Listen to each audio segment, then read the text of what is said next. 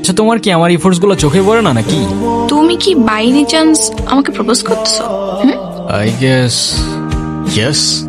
দম নাই, এভাবে কেউ প্রপোজ করে? কত করে? 50 টাকা। না।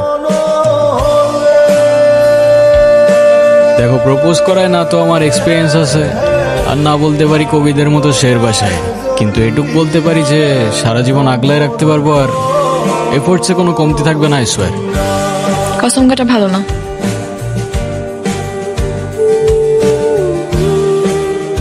কাঠগোলাপ আমার পছন্দ, তাই নিচ্ছি। আর তোমার ব্যাপারটা আমি ভেবে দেখবো। By. I'll take that as a yes.